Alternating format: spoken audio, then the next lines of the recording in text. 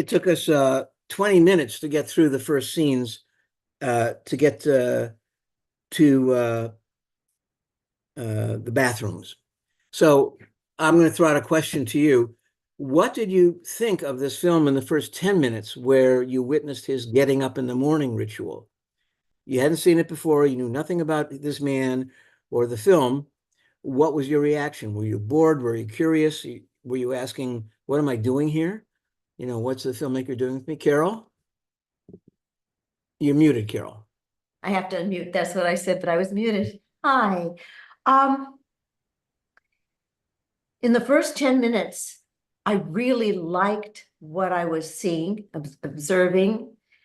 I'm not sure it applied later because, in fairness, I have saved half the film for after our class. This was a necessity, but in the first 10 minutes of the full half, I noticed that this janitor was immaculate. His keys were gleaming. His outfit was spotless. His ritual and personal hygiene was exceptional. I also noticed that the beverage that he got from the machine each day while he was heading out to clean latrines was titled Boss. And the name of the drink, Boss, he was anything but a boss, but it intrigued me.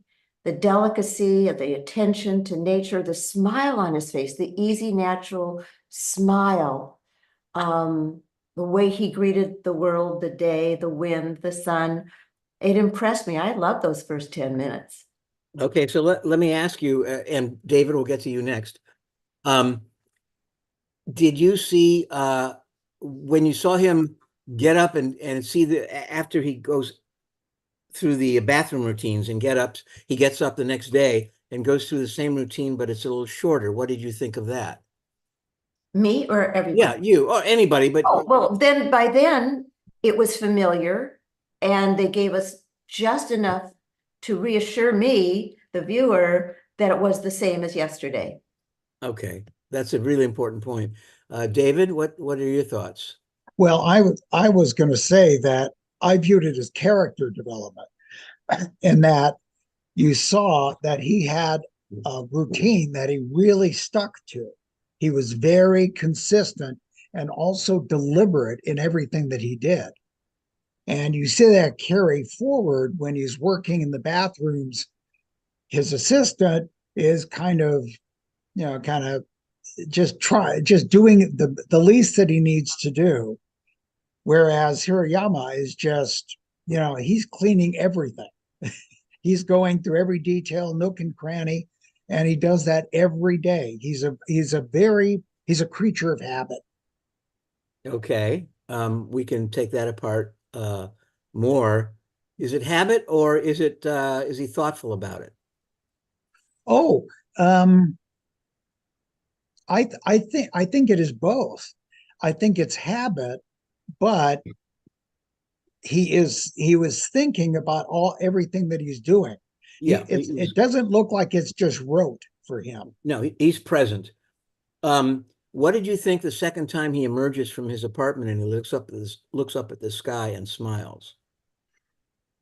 I just viewed him well, I feel that he loves nature, and he just likes to, he enjoys it. He takes it in. He doesn't just look at it. Mm-hmm. He tries to experience it. Okay, Brad, and then Susie, and then somebody else. It turns out that the English translation of the title of the film from Japanese sort of goes in a different direction. The actual title is The Sun Through the Trees. And every morning he's looking up at the sun. And at least in Western civilization, the sun or the Apollonian is a symbol of order, as opposed to the Dionysian, the chaotic. And his was a life of order, a monastic life around habit, from which he takes a great deal of pleasure. And I love the fact that every morning he looked up at the sun. Uh, just for a moment, what do you have to say, Carol? I was enjoying the Oh, Dionysian, those wonderful lofty words, and also just picturing him, his face just, it isn't smiling, it has the smile. That's how he greeted when he opened his front door, and it was just a natural smile. yeah. Brad, I think the sun is also a symbol of rebirth in Western civilization. And the passage of time and the repetition of days is very much a theme in this, but we'll get to that later. But clearly, he's just a guy who enjoys nature and takes it all in and relishes it. Susie, do you have something to say? Unmute, please. Unmute. You're still muted. Lower left corner. Click on the red microphone, turn it white, or make it disappear. Okay. Yes. Okay. Well, believe it or not, I could not get the subtitles on my screen. And I thought, oh no, what am I going to do? I watched the entire movie in Japanese. Okay. And I'm so astounded that I loved it, not knowing really what it was about. I just took in, first of all, the man never frowned. Never once in the movie did he look depressed. No, not quite, but maybe once. Oh, maybe We'll once. talk about that. And he never lost his temper. And he was kind to everybody. Yes. I mean, it's not too many movies that you could sit through 2 hours or however long it was and not know what anybody was saying. I mean, I could figure some of it out, Yeah. but it was very enjoyable. Well, I want to support your feeling. This is what great filmmaking is. You often don't need the dialogue. And in fact, Hirayama has only about 6 lines in the whole film. The other people talk far more than he does. Right. That's right. So his performance is in not responding or not responding directly. I'll give you an example of that. Taka, well, go ahead, Brad, and then I'll talk about. Well, I was just going to respond to Susie's comment there about his anger. There was one moment in the movie when he was angry, and that's when he was told that he had to pick up that extra shift at work. Okay. Because that was the one moment in the movie where he did not have agency. Right. Otherwise, he was in total control of his day. And that was, and I think that's part of the movie. I mean, that's intrinsic to the movie, is the fact that he really is a free agent. He's made these choices, and he takes pleasure in them. Yeah. And he is free within those choices. He doesn't miss speaking. He doesn't miss the other stuff. Doris and then Betty. Mute myself. It was interesting that he walked around with the name of the company, that shirt. He never took that shirt off until halfway through the film. He was always wearing that wherever, every place he went. And he never felt the need to change it. Was he proud of the fact that he was working for that company, or did he not have another change, or did Let me tell you the story about that. I'm glad you brought it up. Wim Wenders didn't know about these bathrooms, but someone gave him a book by a photographer who was very impressed with these bathrooms. They're a group of 17 bathrooms that were part of an on-the-ground art project, and the suburbs of Tokyo assigned 17 different architects and artists to design the 17 different bathrooms. And Wenders was so taken by the fact that the photographer had enough interest to study and photograph these bathrooms and the people who visited them that he invented this story about a guy who came to clean them.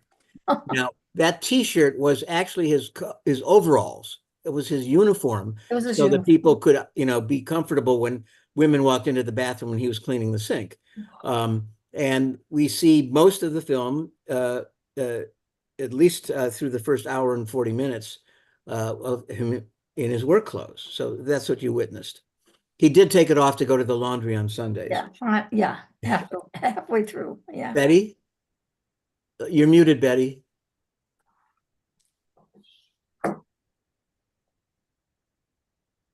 Yeah, I actually saw it in the theater 2 or 3 months ago, so I don't remember the excuse me, I don't remember the details, but I did enjoy it at the time, and I guess what's interesting is some of the things that stood out to me were the same things that stood out to Susie, who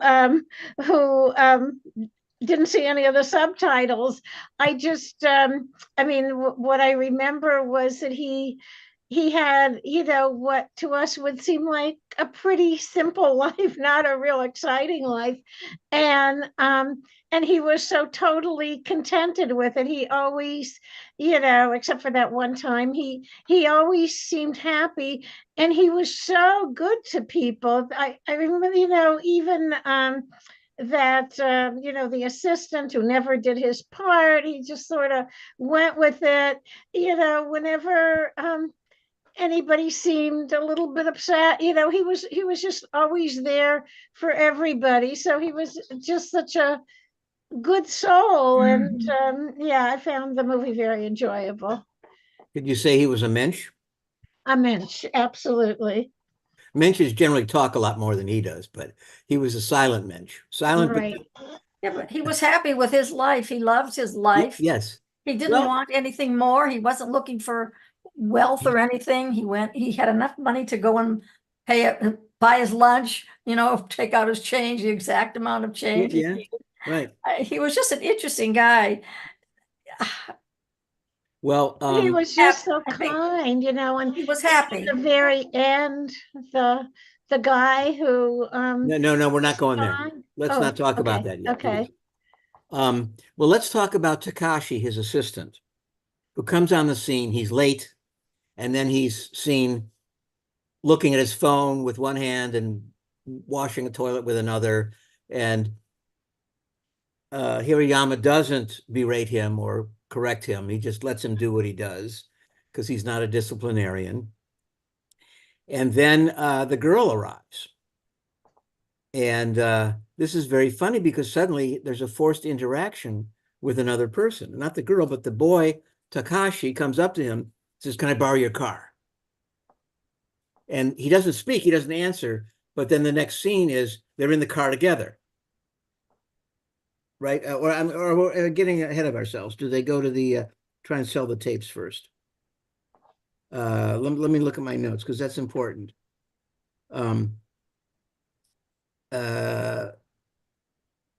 He helps the boy find his mother, the little child crying in a toilet. So that's a kind of interaction, but it's benign. And he handles the, you know, holds hands with the boy, and the mother's hysterical and pushes the boy off and doesn't acknowledge what Hirayama does. But the boy turns around and waves back to him.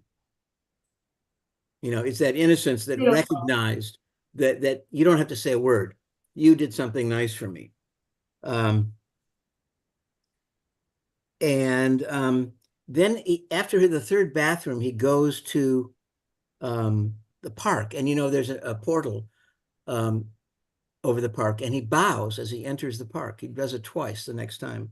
We don't know why or what the connection is. It could be just out of courtesy. And he has his simple lunch, and he looks up at the trees, and he takes a picture of the light coming through the trees. And he also sees a monk, and he bows to the monk. And then he sees the sprout at the root of a tree, and he makes a little pot out of paper. And we don't really know where this is headed until we see him take the sprout, put it into some soil in the little paper cup, and he takes it home that night, and he puts it next to all the other sprouts he's been raising. And I think we've seen that before. Part of his morning ritual is to spray the leaves of all the sprouts he's collected. So if you put all the little pieces together, you're finding the guy does have satisfaction. He does have drives. He does care about things. He's not bored. You know, he just finds meaning in these little gestures.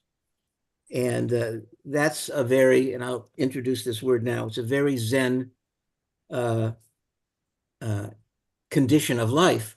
Many of you have seen the mandalas, the designs that Zen monks draw with colored sand. They're mandalas, and in the sand, very ornate. And when it's done, they laugh and they blow it away. They brush it away. You see, and this Zen position reflects the temporality of life, the ephemeral quality to life, that don't things take too seriously because they're going to be end. You know, there's a certain amount of humor to it. It's a great lesson. It's a symbol. And you may remember part of the Dalai Lama's exquisite nature was he liked to laugh. He says that himself in many interviews. So the point is, you know, we're all in pursuit of goodness, but we don't get too agitated about it because even our pursuits are ironic because they'll be empty and meaningless. And that's without saying we should do nothing. Susie? I think it's a big mistake for us to say, I thought about this a lot, that he had a simple life. Who are we to say that that life is simple? Look how happy he was. Look how many people he helped.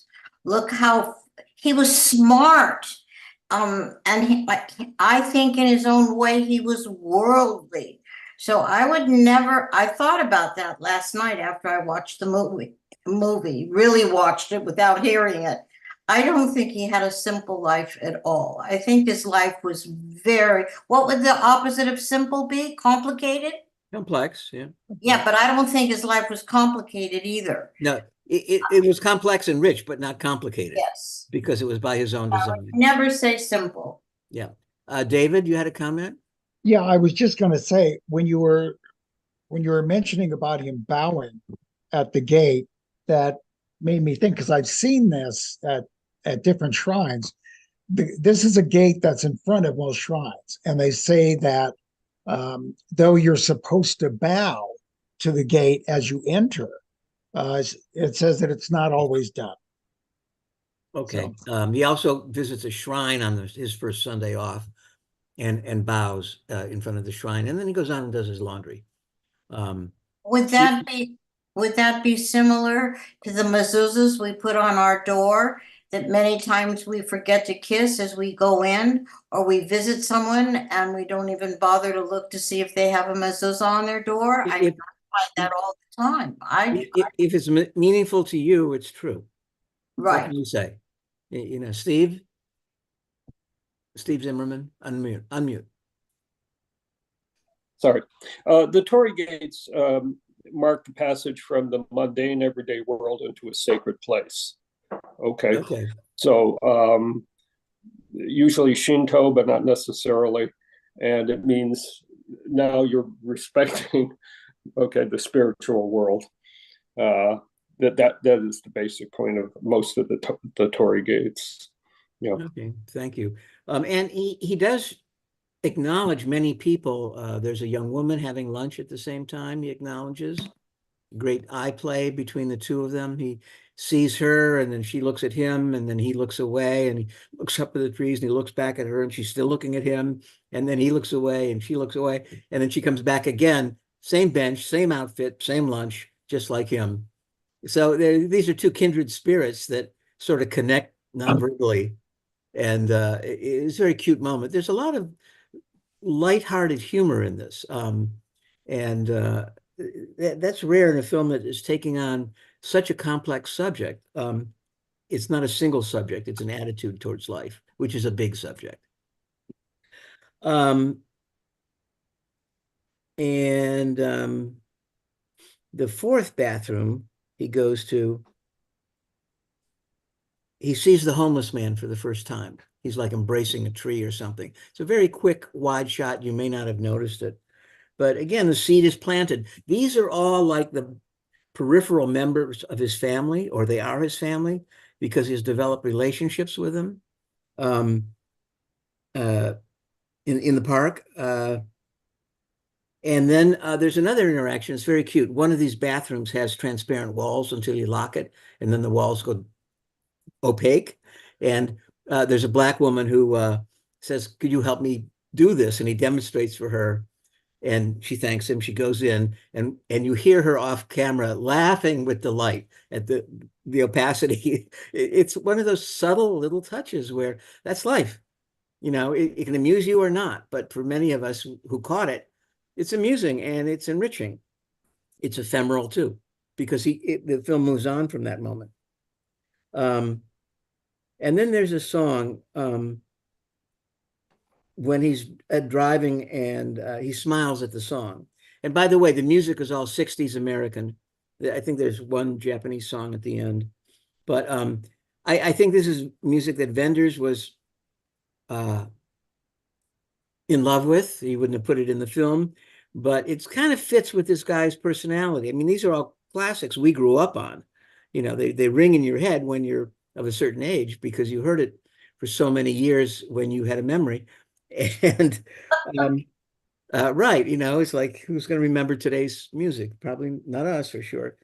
But the song is gentle and balanced and harmonious, but not flamboyant. It's not dramatic, right?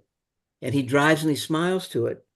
And the lyrics in the song have something to do with sometimes I'm happy and sometimes I'm sad. But then here's the lyric, but I still linger on, you'll be all right. So you have to endure, whether it's the mundaneness of life or the events that might amuse you. No one event should upset you so much that you're distracted from enjoying the world. And I paid attention to the music a lot more this time when I saw it. I'll mention some others. He goes home, puts the plant on the shelf. And as I was watching it with my wife, Janice, she said, this man is an artist, right? He notices things. I don't know about artists. He's definitely a connoisseur. He's definitely a aficionado of the little moments. He loves what he sees, and the excitement and the pleasure he takes in the world is totally sincere. And Susie, we didn't need any words for him to bring that home to us. So you read his face correctly. I did. By the way, he won an award at the Cannes Film Festival for Best Actor. Whoa. Yeah, there's a laurel wreath at the somewhere in the film, or in the trailer, perhaps, is where I saw it. Do people read the trailers when I attach the link? Do you see them sometimes? In my announcements at the bottom, I always attach a link to the trailer so you can sample the film and see if it might interest you. The trailer is a lot more upbeat than the film, but it serves it pretty well. And then he takes his bike out. Jim? Yeah. Yeah, I'm not sure about the artist. That's an interesting take, Yeah. but when we see him reading Faulkner, Yeah. I think that was very telling, because Yeah. Faulkner is a fiendishly difficult writer. Right. So he is an intellectual. His room is filled with books. Right. And I think that's getting to the heart of the sadness of the story, which is his family. We're coming to that, right? It's like he disconnect. does have a backstory, and the actor, when they were beginning to shoot the film, asked Wenders, so what's this guy's history? What's known in movie parlance as backstory? And Wenders apparently said to him, I never thought about that. So he's inventing a character that only he knows moving forward in the character's life. And he didn't need any motivation because the character didn't need motivation. So what Wenders said was he came back the next day and he made up a story about this character so the actor could have something to chew on. And basically he was a normal Japanese businessman, like a venture capitalist. And one day, and he just gave it up and left and chose a simpler life, which is sort of, if that's what the guy needed, he always a backstory and he had a family and he left them all for this life. That was what a director does to get the actor in the frame of mind that seems appropriate. Natalie?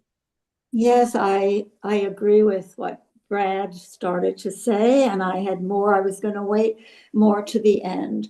I think what I got out of the film was what was so important toward the end when the sister comes. No, not No, I yet. just want to add to what he was saying about the father. When she said, do you want to go see Dad? He's in the home but he's not like he was.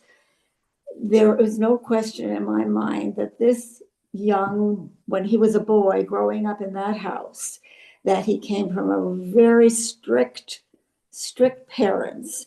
And it was very important that they became a certain way. Okay, excuse me, Natalie. There's You a wanna reason why wait? there's a reason why I like to delay these things for the Okay, end, is I'll because they wait. have a place in the discussion. Okay, I'll Okay, wait. but thank you. You're not wrong or anything. It's just Okay. um Right. so he takes the bike out, and the tower that we finally learn, it's called the Sky Tower. I didn't look it up. I don't know what its purpose is, but it's like a tree. Sorry, it's not Sky Tower. It's called the Sky Tree. There's a line that the niece calls it that. Oh, that's the Sky Tree, she says. And it is a landmark. It is lit up at night. We see it both day and night. And it's the symbol of the trees that he loves. He goes to the bath, and he bows at the guys, goes into the jacuzzi, cools down. And there's a very funny moment where after the jacuzzi is cooling down and there's a man sleeping in a chair next to him, he takes his fan and he cools the man off, whether the man knows it or not. And he kind of smiles at that. So that's one of those little micro moments that he took great pleasure in. And why not? Do we all need credit for doing something good for somebody else? No, it's a good thing to do. And of course, there's sumo wrestling on TV, which is probably the least Zen thing that one could connect with this guy. And he's riding his bike on the rain, and he has his first dinner at the Subway. Now he's known at that stall, that noodle shop, isn't he? He's greeted with for your work day, and he's handed what we learn is a glass of lemon sochu. Sochu is a very strong distilled alcoholic drink in Japan. And granted, that was probably very dilute because they're giving it away. But the cute thing is that he's known as a regular at that place. And then there's a drunk there who's complaining about the baseball game and trading players. And everybody knows the guy is just wasted. But nobody gets upset with him. He's escorted back to his place. And Hirayama just takes it in stride, non-judgmentally. But that place is like another extended family for him. He's known, he's appreciated. They don't have to say much to make him feel welcome. And of course, the lady at the sake bar gives him a lemon sochu at the end of the film.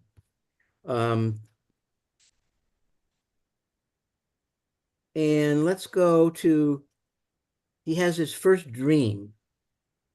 Oh, well, let's talk about the young man, Takashi, right? Can I borrow your car? I got to take her out. And then I have no money. Can I borrow some money? And he doesn't answer. But the next scene is they're driving in the car with Hirayama in the back seat and Takashi and Aya, the girl, in the front seat. And Takashi asks him, so are you married? Do you have a family? And there's no answer. And then she says, and how can you care so much about this job we have? And there's no answer because he's not going to get into it. This is just his way of doing it. And if Takashi wants to feel that way about it, it's fine. And the girl has to go to work. They drop her off at her women's lounge. And then Takashi realizes there are all these audio tapes. And he says, wow, these are old. Maybe they're worth something. So they go to a place that buys used cassette tapes. And they're worth a lot of money to him. And Takashi says, no, let's sell them. And what happens when they're offered money for the tapes? Cindy's shaking her head no. Judy? Well, first of all, he says, no, I'm not going to sell them because they really matter to him. But I wondered why he was even willing to go in the first place to the store since he knew he wasn't going to sell them. Was he just sort of going along with the other I think young so. guy? He was curious. Nice, yeah. He'd never been in a place like that. Takashi said, don't you want to find out what they're worth? But he didn't Okay, really so it's care a what they deviation. were. Because he's not in a perfect Zen bliss moment all the time where he's Yeah, curious about yeah. material things. But what does he do in the store? He doesn't say no to, he just takes them back. He demands that Right. Takashi give him back. And then he takes out his wallet and gives him money, Gives the kid, yeah. gives the kid money for the date. So this is in a way of healing the world, shall we say? And it's a very funny moment. But then he looks at his wallet later and he realizes he doesn't have money for dinner. So he goes home and he takes out a can of beans or something. Mm-hmm. His second night at home, the dreams begin. And the dreams are these black and white sequence that his wife, I noticed in the credit, put together. And there are all these multi-layered, shimmering leaves with light behind them and images overlaid or underlaid between those images. And the images always seem to relate to something we've just seen. You may not have noticed it. I didn't really notice it the first time, but this time it definitely tracks what happened in the prior scene. And in this dream number 2, I forget what dream number 1 was. It starts with wood grain, and that corresponds with the walls of one of the toilets, which were really made of cement, but the form that made the cement walls allowed the grain to show. So the cement pressed into the grain and reflected it when it hardened. The rest of the image is very abstract. They establish one visual, and then it's just shimmering light. And they're all in black and white. So that was the second dream. One dream had, may I? Yeah. One dream had, it seemed like it was the little boy's hand in his adult hand, but maybe it was his own hand with his father's. But we see it. Well, we did see him help the little boy out of the toilet, right? But in his dream, you see a adult hand holding a child's hand in the black and white. Yeah, I'm not saying that's wrong. I don't remember seeing it this past, so I really shouldn't speak to it. But we see his fastidiousness on day 3, where it's the 6th bathroom. By the way, he read Faulkner the night before. And he takes out the drain from a urinal, and it's like he cleans it, this little star-shaped plastic disc. And it's like, this is a moment, it's like what we're seeing is what he's seeing, you see? And I don't know if any of you noticed this, but the shape of the screen in this film was the old movie theater 3x4 dimension, 3 units high and 4 units across. Now it's 16x9. What we're seeing here on our Zoom screen is 9 units high and 16 across. Most of the feature films from the 60s through the aughts were what's called 1:8:5, so it's almost 2-to-1, the ratio. CinemaScope, the widescreen that you know, is 2.35, but this is 1.3, what is it, 1.33. It's square, it's the old television format. And it looks like you, the viewer, are looking through a hole at the action. And when he looks at that disc, it's like it's a clear POV, point of view, from his point of view. So again, it shows us these little moments, and Benders will build the whole picture around an agglomeration of all these little moments and motifs that are continually repeated, like the Skytree Tower. And there are other motifs that continue to appear. And then he finds a note in the urinal wall, right? He's cleaning, and we don't really see what it is, but he signs something on it and he puts it back. So this is communication with the outside world. He's playful enough to engage. Clearly what was on the paper was some kind of message, and he responded to it. We don't know what it is yet. And that's when he first sees the woman on the bench. He looks at the sky and back at her, and then she looks at him, and they both look away. And he goes to the bath again. And in the next scene, that's the scene where he then gets the note. He goes to the bath, and he's looking, as he's bathing himself, he's looking at the windows and the light coming in through the windows. There are these, it's a whole window wall with glass frame windows, and the top row, I think, is arched. it's just an intriguing image. It doesn't have any inherent meaning. But that's his kind of engagement. They don't talk back. They don't complicate his life. And he goes home to read. And he sees the tower. We see the tower in the background. And then he has another dream. And this dream starts out with trees. You see real trees, clearly identified as trees. And then the light through the trees is the rest of the dream. And again, the next morning he looks up.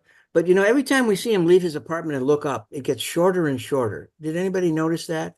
That his business at the house gets more and more abbreviated, as though we know what it is, we don't have to see it. Yet this notion of persistence, steadiness of this man's behavior and his schedule for himself, it's just a reminder, and we begin to accept it. I mean, if he came out of his door and looked up at the sky and didn't smile, we'd say, what's wrong? Right? So it's very premeditated to keep that notion of who he is and what he appreciates alive. Jim, Yeah. Yes, Mitch. it was so predictive, and I was waiting for the coffee machine to not work at once. And every time he put it in, it worked. And I have gone to vending machines time and again, and they don't work. His worked every day in his life. Okay. Excuse me, you've obviously never been to Japan where things really work. I was gonna say it's Japan. Yes, that's Japan for you. The trains run on time, and it's not a dictatorship. And no trash cans. They don't have trash. Because nobody throws trash on the street, right? Well, there's no not place to alone. throw trash, period. Yeah. You know, in Singapore, you can go to jail if they catch you throwing something on the street, especially bubble gum. Wow.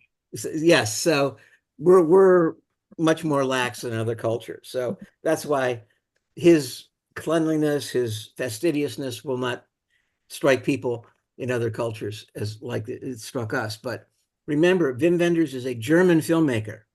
He's a highly rational yet emotional German person. He's an aesthete, and he brings a lot of information together to do his work. And he's very acutely aware of what he's doing. Everything is very premeditated in this. And then the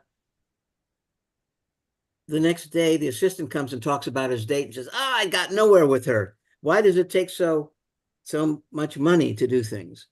And then the retarded boy comes in and hugs Takashi from behind. I don't know if you picked up that there was a young preteen boy. It didn't look like he had Down syndrome, but he was clearly on some kind of spectrum. And he hugs Takashi's ears, right? And that's mirrored later, where Hirayama tugs on his own ears and smiles. So he's reliving these moments that he cherishes. So even these small memories can be sustaining. The young boy comes back later on after Takashi quits his job and says, where is he? And runs away. And there's even a big shot of him running away. So that's something that he can't engage in. He would have, but he doesn't go running after him to explain why Takashi's not there, because we can't help disasters. We can't protect other people from their pain is one way to look at that. And then he returns to the note and he finds it's a tic-tac-toe game. And then we see him do another X and put it back. And of course, we know that's going to come back to us. And then Aya, the woman, the blonde woman, appears and she's returning his tape. She lifted it without his knowledge from his car. And he's shocked. I mean, talk about annoyance, perhaps. He's like, doesn't understand. How could you do this? Do this to me? How could you do it anyway? And then she says, let's listen to it. And he nods. He doesn't say yes, okay. He gestures his head towards the car. And they get in and they listen to the tape, and she's transported. The first time she heard a cassette with Takashi driving, she was transported. And this time she cries. And he doesn't quite know what to make of that. And then when she decides to leave, she leans over and she kisses him. And we never see her again. So does anybody what did that mean to anybody who saw that? Steve Zimmerman? Well, we haven't really touched on this, but there are some sad moments in this movie. And, you know, I'm thinking principally of the young girl who has this very pained, distressed. On the park bench. Well, that lady, but also the young girl in the car. But just before she kisses him, she's in tears. And she's obviously, you know, in a lot of emotional pain about her life somehow. She's very unhappy. And it kind of gets dropped as an issue, but there is sadness also in that world, right? And the woman in the park bench, as you say, they're looking at each other. There is an aspect here of people's fear of reaching out and communicating, like something they want to be able to do, but they don't know how to. They can't do it, right? Or they're afraid to do it.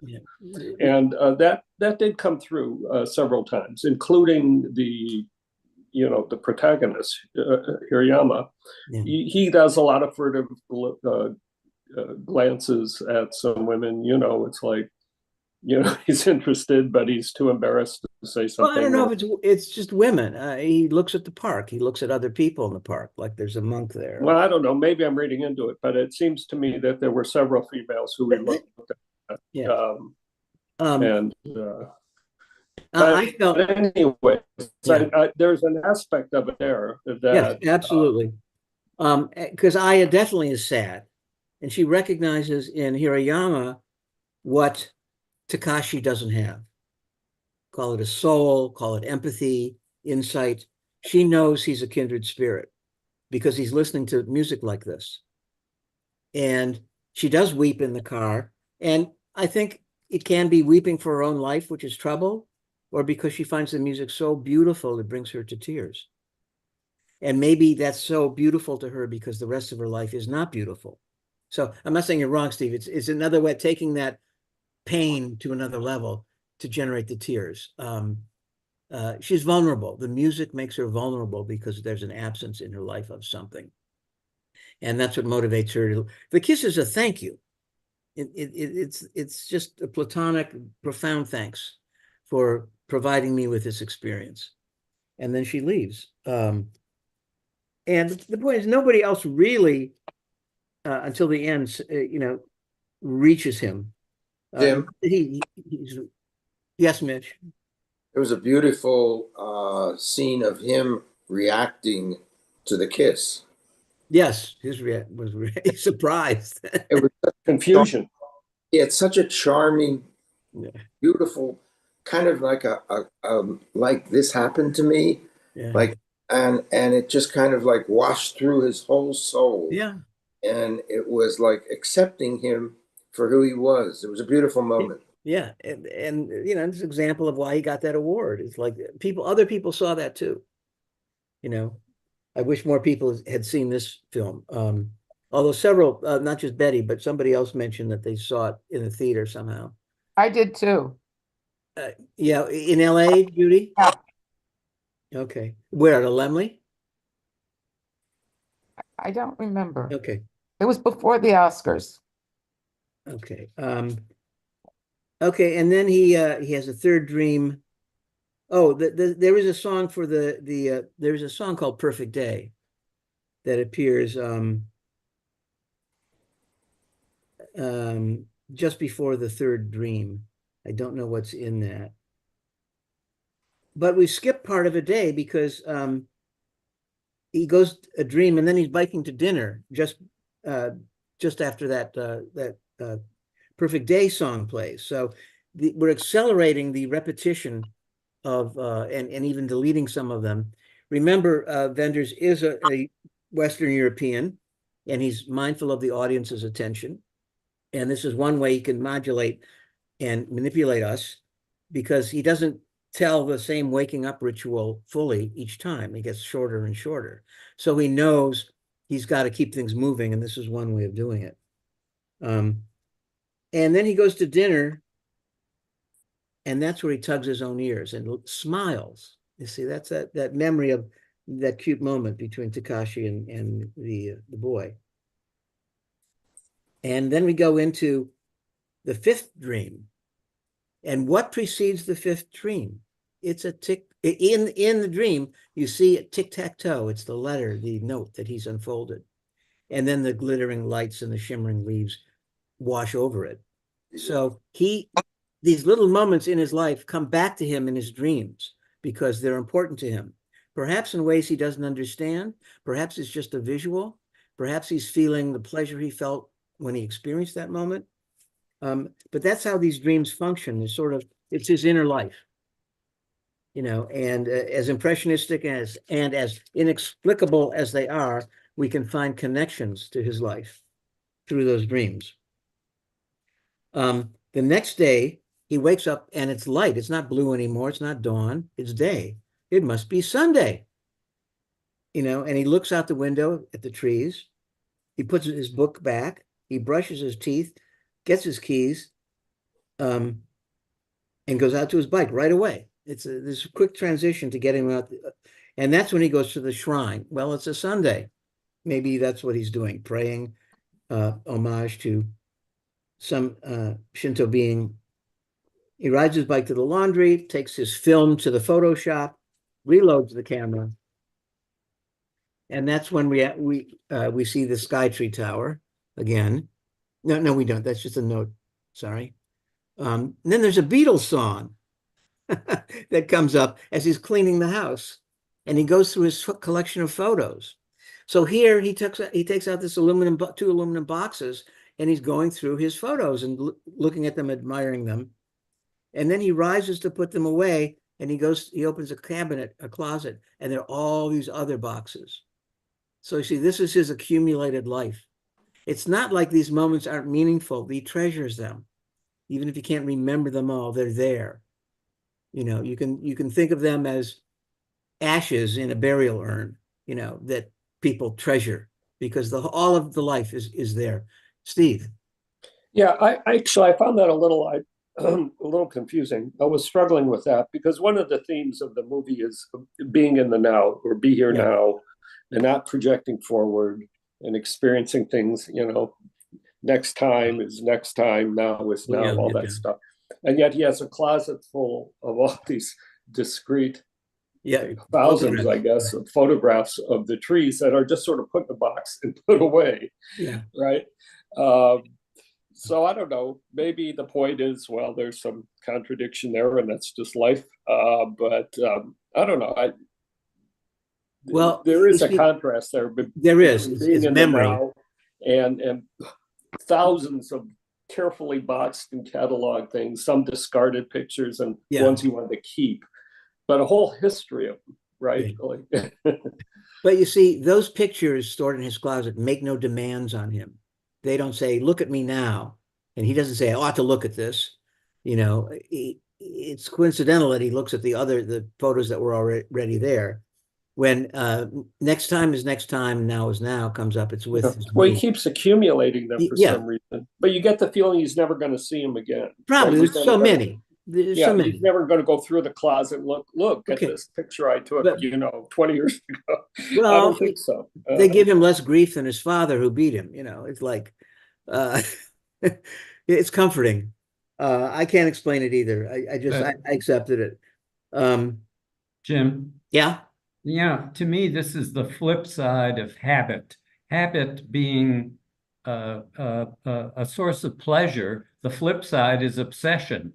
And he is obsessed by pictures of the sun through the trees. Yes. And you have the impression that every one of those cabinet drawers is filled with the same obsessive picture. Yeah, he doesn't take pictures of people. He takes pictures of the light through trees. And those of you who watch the credits, there's a surprise we'll cover. He does take a picture of his niece. Niece, right?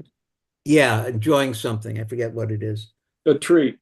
The tree. Oh, she goes over to the tree and he takes the picture of her next to the tree. Well, at least he's consistent. Allowing a human being into a picture is an exception. But you see, the niece arrives at 1 hour and 14 minutes. That's 74 minutes into a movie that's barely 120 minutes. It's very late to introduce a new character. And this character engages us in the last 30 minutes of the film. The next 30 minutes of the film. And he recognizes her.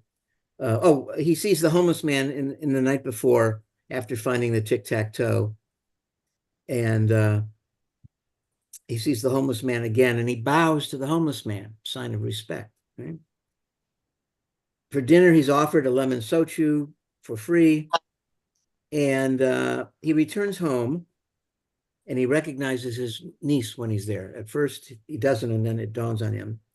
And then he has another dream, and her face is the first image that then gets overtaken in the dream by the reflections and the leaves.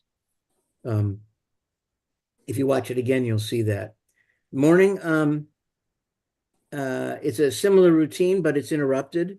He does spray his plants. He tries not to wake her, but she does wake up and asks to go to work with him. So outside, he gets one coffee, and then she says, get me one too. So he gets two coffees, and Mitch, it works every time. And then she sees the tapes in his car, and that's new for her because she's barely a teenager. And they play a tape, and she says, wow, she mentioned Spotify, and he says, well, I don't know where that is. And it shows that the cultural difference. He doesn't really know much about the internet, and that Spotify is a platform for music on the web, and was a very early platform. And then they go to the bath together, and They clean the toilets together. yes, And he teaches her. not the first time. It's the next time. He doesn't want her helping the first time. And she pulls out a camera when he's going to take a picture, and he says, you gave this to me, don't you remember? And he didn't, but then it jogs his memory. And then she says, is the tree your friend? And he says, yes, kind of. I never thought of it that way. So then she goes to stand next to the tree to examine it. And then I think he dreams of her one more time. And the next day is when she wants to help him clean. So he shows you how to work the mop. He finishes the tic-tac-toe game. And there's a reference to a Highsmith book called Terrapin about a woman who's abused by a man named Victor, a young man who's abused by his mother. And he says to her, don't be like Victor, and don't be damaged by your problems with your mother. And that's when she says to him, so why don't you and your sister get along, my mother? And that's the first revelation we have of why the girl might have run away, because she's not getting along with her mother. But then she says, it was always part of my plan to come to you. So the gift of the camera connects them to the past. And then as they're riding their bikes, they talk about her mother. And this issue comes up about, she says, you're in a different world than hers. Now, her mother arrived in a black limousine with a chauffeur, which may be the world that Hirayama left to adopt this life. And he says, yes, we are in different worlds. And then she says, am I in a different world? And they stopped on the bridge, and there's a river, and she says, does it go to the ocean? And she says, can we go to the ocean? Making plans in the future. And Brad, that's where it comes up. Next time is next time. Now is now. So let's appreciate this moment we're spending together, not dream of other things to do. We've just had this great conversation with each other, or we've broached the subject of the family relationships. And it's called Living in the Moment. And then as they bike off, they invent a song, a call and refrain, call and answer. Next time is next time. Now is now. It's very charming. So it's a heavy message, but Wenders makes light of it by turning it into this playful moment, which bonds them. It's shared action. It's not, I love you declaration. Doing things together brings people together. We all know that. It's something the Israeli negotiators have to focus on. And there is, by the way, there is a movie called Oslo about the Oslo Accords, and it's That's great. yeah, it was a play and turned into a movie, and I haven't programmed it because it's it's like, okay, so they don't get anywhere until a Palestinian negotiator and an Israeli negotiator find something in common and have drinks together. That's the climax of the It's actually, I thought, a fantastic movie, and I think of it all the time. Why? I mean, it was Because there good. was a chance, there was a real chance to have peace, and they walked away from Well, it. that's different. And I was pretty overwhelmed by it. The Oslo Accords were real and signed. They were broken by Right. Arafat, I believe, later. So that's not the movie you're judging. That's your Well, reaction to the history. Perhaps, but I was totally engrossed by it and by the secrecy of it and the way they had to get approval from, their bosses, the It was president. process driven. The process was interesting, but I didn't find that it had enough meat on its bones for us to discuss. Wow. And that's just how I felt. Somebody at the synagogue wanted me to program it for Yom Kippur afternoon, and we did something else. We did a film about the children survivors who were sent to England for the duration of the war, which also was, you were ahead of it all the time, but it was meaningful. The note that he finds from the woman, the new assistant joint, he's okay. Risa, go ahead. Because I was called away for a bit there. But I did want to say, now that we're at this point with the sister and the niece, I kept trying with all the music that was going on to listen to the words, and see if, while it was going on, if there was a message to me about him in the words of the music that he had chosen. And I never quite got the message from the music, and I don't know if I should have, or if I missed it or what. They were kind of general. They were connecting a little bit, but if you missed it, it's okay. It's the point that the tone of the music fit the moment. That mattered. Yeah. But once we got to the actual backstory, I kept trying to figure out, as we got up to that point in the movie, how much more was I going to see of this man who was very much involved in himself and what he was doing. And yes, he's reaching out to people also, but there's a real concern with what he's doing. He's OCD. Okay. But obviously he grew up in the same life that his sister did.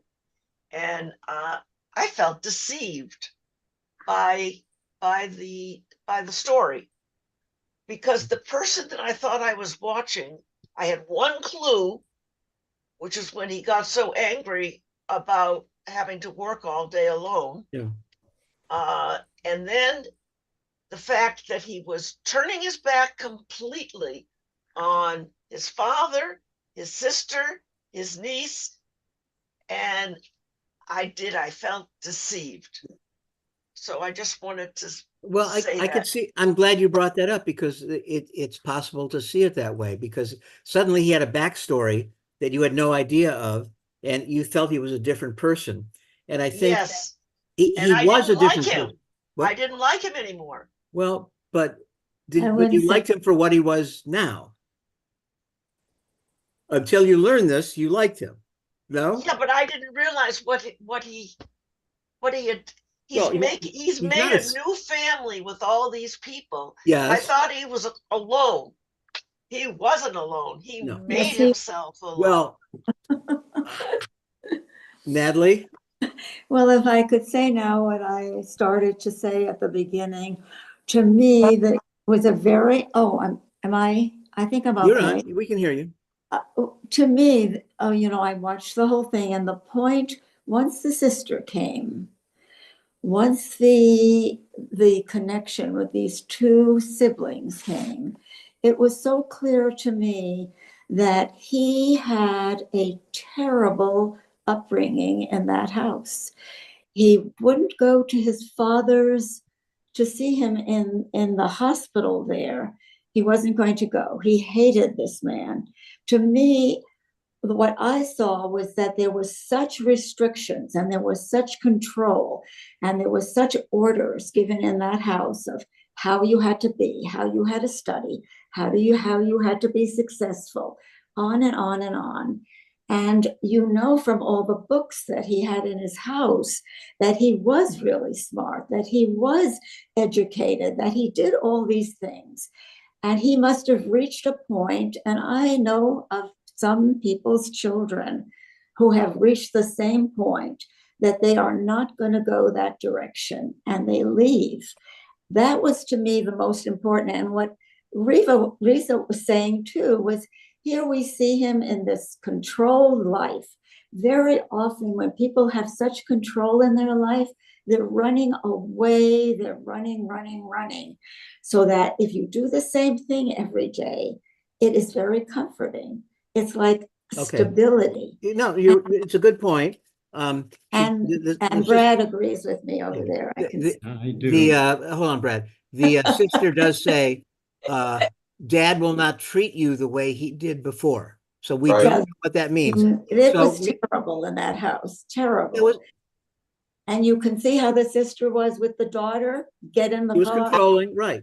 It's something he chose not to participate in. Brad? Well, this was the heart of darkness in this film. Yeah. That moment. And, I couldn't help but flash back to the movie 5 Easy Pieces. Do you remember that one? No. Where Jack Nicholson played the role of, he was working on an oil rig. And then we learned that he was really a gifted pianist who was fleeing from a domineering father.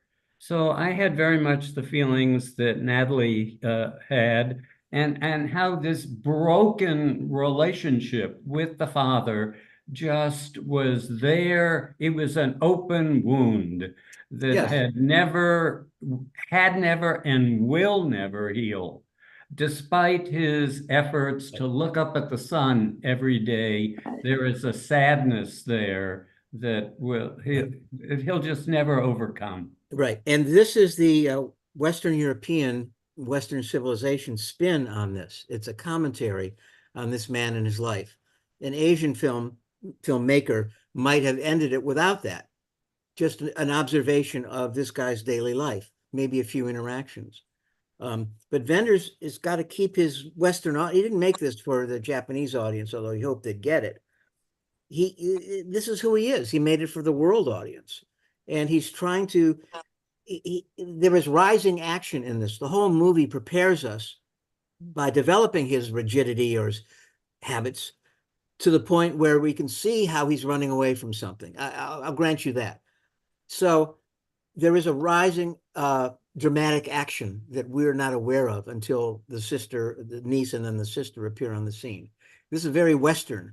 This is, we're approaching the climax of the movie. I think there's a denouement after the girl leaves, which I'd like to get to before we run out of time. But there is something that happens here. The mother says, "Come on, you're coming with me," to her daughter. And he turns away and he says to her, "You can come back and see me some other time." So he's playing the mediator between the two of them. And then, so she goes in to get her belongings. His sister gives him some chocolates and says, "Come see your dad. He won't even recognize you and he won't treat you the way he used to." And he's not going to do it, but he approaches her. And in a gesture of love, he truly embraces her and she's stiff as a board. So who's the one who can't bury the hatchet here? It's like, this is his biggest display of warmth. He has many displays of warmth, but he never hugs or touches his niece. But he does that to his sister, and she just coldly, says goodbye. She looks at him and walks away and drives off with her daughter. So this shakes him up, and it's like it reminds us of his backstory, and that he does have feelings, but he's not going to change his life. You see, he's willing to, if she'd hug him back, okay, it'd be great. But he still wants her to leave and take the daughter with him because he has no right to say, keep her here because I'm better for her than you are. He may know that, but it's not his to intervene. Mitch, did you want to say something? He had feelings for the niece because the niece walked over to him and said goodbye, hugged him, Yeah. kind of put his hands around her a little bit. Right. And that kind of is, I guess that's the best emotion that he could show. That there was I don't that. think he was cold. I think he just only wanted sincere emotion. And the whole, coming to work with him and going to the baths. There's a funny scene at the baths where he leaves with this young girl and the two men in the background kind of lean over. What's going on here? It's like this is it's so great, and you have to enjoy this film for those little moments, because they're all over the place. I want to call your attention to a scene where he goes to the laundry, and he's walking home, and he looks out at what is now a vacant lot, and there's tarp on the ground and sandbags keeping the tarp down. And there's an older man next to him who says, "Can you remember what was here before?" And the old man then says, "Isn't change a terrible thing? I can't stand it." And again, this both contradicts and change is very present. That is, Hirayama is very aware of the change in the days, right? That he tries to parcel the days out and structure them, but he too regrets change, but he knows it happens. And the things he likes the most, like the sunset or the light through the trees, these are things that are so ephemeral. They only exist in a moment. And that's a key concept for this film. And he goes back to the bookstore after that. And the bookstore owner says, "Oh, I know that it's a Highsmith book." He takes out. I don't know if it's Terrapin or not. Although he must have read it before, because he says, "Don't be like Victor and Terrapin." But she's a good writer. She uses everyday language, but she's talking about fear and anxiety, and they're different things. I thought that was a very interesting observation. And he begins to read the book in the laundromat, and then he sees a man enter the sake bar across the street. This is the place where he's been before, where the woman, gave him his sochu, and, an older man there who's half drunk said, "Oh, you gave him a bigger portion than me." And then she talks her way out of that one, and she sings the song, House of the Rising Sun. Meaningful because the sign of Japan is the rising sun. But we heard this in the very beginning, used, I forget in what scene, I think it was in a driving scene where he's going to work. And it shows that she has a relationship with him as well. And he goes back and he leans in the door and he sees the man and the woman embracing. And in a very demure Asian way, he backs off. I shouldn't be seeing this, so I'm not going to. The couple end their embrace and they look towards the door, and then he's walking off. And then we don't see either of them for a while. That's very important because that man comes back. He goes to, he's so upset at I think, at the family issues that just were brought up. He buys cigarettes and beer. Yes. At the convenience store. And he's hurting. He's feeling some pain. And he's trying to comfort himself with the cigarettes and beer. Of course, he hasn't smoked and he coughs on it. And we have seen him drink, but he really chugs down that beer. He's trying to ease some suffering that the prior scenes had aroused in him. I think it's one of those sleepless nights that he's had before. He dreams of the park. There is a scene, by the way, he's driving his car. This is late in the movie, just around this point in the movie. And he sees the homeless man in the middle of an intersection dancing and gesturing at the sky. This is a dance of joy. This guy is unfettered. He is free. He doesn't care what anybody thinks. And there's a certain respect there. He doesn't worry that the guy's going to get run over by a car. he's saying, isn't it great that this guy can do this? And for whatever his mental state is, he's indulging his true self, as twisted as it might be. So he's allowing somebody else to be themselves. So that scene in the street and the older man regretting the change of the real estate in the lot next to them, they're really part of what's going on here. In a way, these things that don't quite make sense are part of Wenders' poetry. He's dealing in broad emotional strokes with these scenes that he means to resonate with us without perhaps making a lot of sense. I mean, a lot of poetry is impressionistic. Now, because it's real people and in a real environment, we think, oh, it's got to be literal. But the way to see Wenders most is just through how does it strike you emotionally, that scene?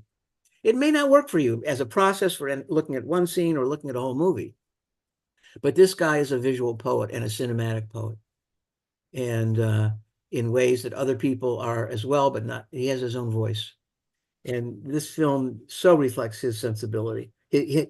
Not sensibility, his vision, which he probably couldn't have made this film before he made the Salgado documentary about the photographer or about the angel visiting Earth. They might be related.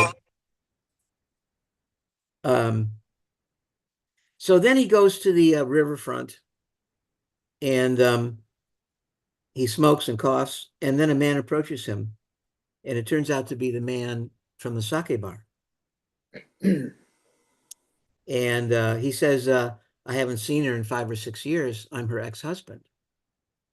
And Hirayama is kind of stoic, and he doesn't really comment about that because he doesn't want to mess in somebody else's marital issues. And we see the sky tree in the background at night. There's a shadow of it, shimmering in the river. And the man reveals he has cancer. And he asks Hirayama, please take care of her. Meaning, when I'm gone, and that's going to happen soon, he says, I'm just being destroyed by chemotherapy.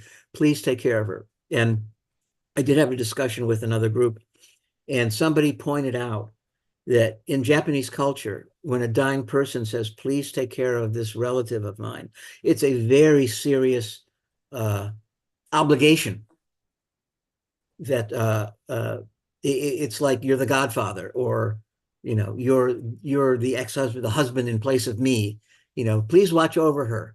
And he says, I don't know why I came back. I don't owe her an apology because it wasn't that mean a life together or a divorce. Maybe I wanted to say thanks. And then he says, no, it's something else. Please take care of her. So that was his driving concern. She meant something to me. I don't want to see her die alone. So that's what's behind that. Why is it a mitzvah to visit the sick in the hospital? Accept that responsibility. So they don't feel alone in this very special moment of life.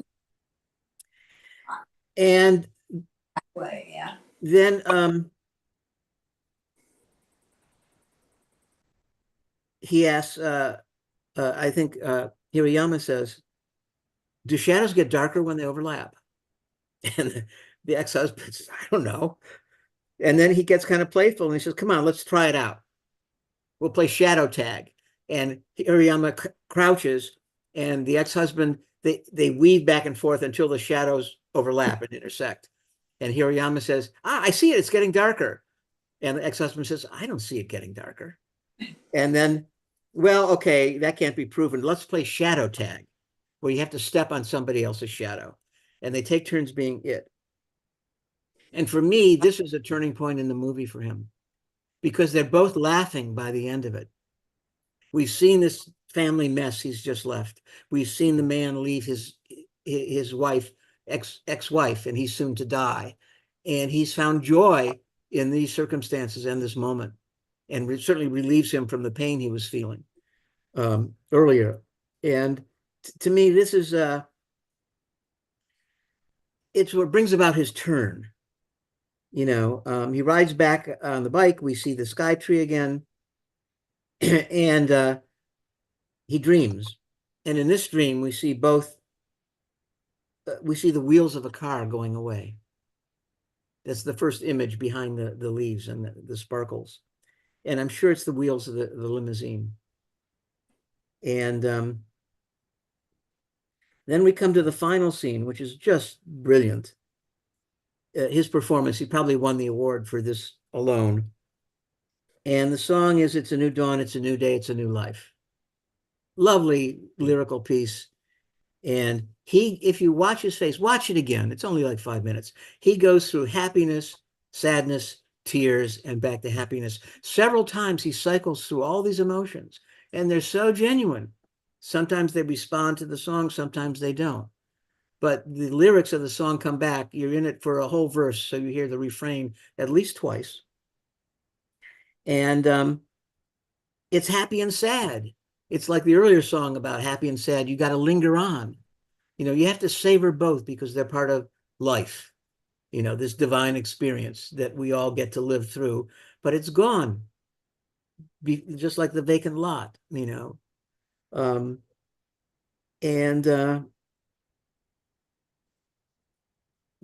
another lyric in the song is, "Freedom is mine with a new day and a new life." So maybe that's what he's feeling about himself. He's feeling okay with his decision to leave that family that may have been abusive. The point is, it's a new day, and every day is a new day, and you can have a new life every day. And it's poetry. Maybe he started with a song and worked his way backwards to develop the movie. Now, I want to close with the hidden gem that's at the end of the credits. Did anybody watch the credits all the way through? Okay. I'm going to ruin it for you because after all the credits are done, where you learn his wife did the dream sequences and that his cameraman and his editor were Germans. I don't know who chose the music. I don't think there's any underscore. That is composed music. There's a scene, it's just full frame, the glittering light through the trees. And in big black letters over that is, in quotes, it says "Kamerabi." Kame, Comerabi. It's a Japanese expression for how ephemeral life is. Those things which can exist only in the moment in which they exist, and then they're gone. And isn't this the theme of the film? Next time is next time. Now is now. Because later, now won't be anywhere. And it's this touching little epitaph for the movie that is really cute. And I'm glad it's there. I had to have it pointed out to me the first time I saw it. But what a remarkable film this is. I mean, the discussions it provoked and the things that resonated within each of us.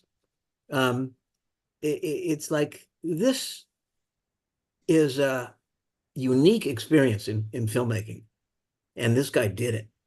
And from the life of a toilet cleaner, but again, it's like those of you remember Blow Up. The photographer finds murder in a scene of beauty in the park, right? And he has to blow up the picture to see the man with the gun.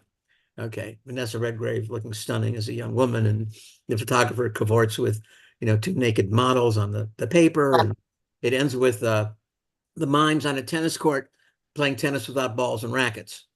It's like, it's almost make-believe. Life is make-believe, but we can believe. And this finding meaning in the moment is very much a lesson for all of us, despite all the misery that we witness and read about and experience today. And I just found this such a remarkable film, and not a lot of people have seen it. It makes me want to go back and read the reviews. But any final thoughts from other people? Bravo. That was a great film. And I'm so glad you guys embraced it, because I got a little worried. I thought, well, will they be bored by it? There's no dialogue. There's no plot, really. There is a plot, though, right? It's his coming to Jesus with his sister and the niece. It's like it leads to that climax. And then there's a denouement where he goes on from the big moment to this little moment of shadow tag with a dying man to embrace life again. embrace, you don't have to embrace your life, embrace her life, take her under your wing to give your life meaning. And he realizes, yeah, my sister I'll never see again, my niece I may see again. It's okay, because tomorrow's a new day. And it hurts him and is beautiful to him at the same time. And that's, talk about keeping two conflicting notions in your head at the same time. Watch those closing 5 minutes again of him in the car and truck, and watch his face. And it's a real lesson in performance and in intimacy, because the guy was really feeling it. Okay, so that's Perfect Days. I don't know, as usual, what we're going to do next. I'm still waiting for other films to come online. The Old Oak, Ken Loach's latest film. Ken Loach is like Mike Leigh, naturalistic British filmmaker, working class people. And The Old Oak is about a group of Syrians who are fleeing Syria in the horrible days in Syria a few years ago, and they're sent to a small dying coal town in rural England, and the locals don't accept them, but the barkeeper does and tries to help them. And it's all about acknowledging the stranger amongst us and finding common ground. It's not sappy, it's not sentimental, but it will move you. It's a great way of looking at this. Again, until you share an experience with a stranger, they're strange, and then when you've been through something together. So that's not on streaming yet, but that's definitely in our future. And a whole bunch of others. I want to ask you, I recently rewatched Amadeus. You remember seeing that from like 2008 or something, Milos Forman? Would you enjoy discussing that? It's like I'm not sure there's so much to discuss in it, but it's gorgeous filmmaking. So if you have any thoughts about that, let me know. I'm thinking real hard about that one. And there's some others. So I'll try and do something that you all like next time. Next month, I don't know what day it will be. We may have only one a month during the summer, unless I get a bunch of great films lined up. But that's where we are. So thanks for tonight. It was a good discussion. And thank you for embracing the film. It really means a lot when you guys get it this well. Okay, thanks a lot. Take care. Thank you. Good night. Night. Good night. I don't think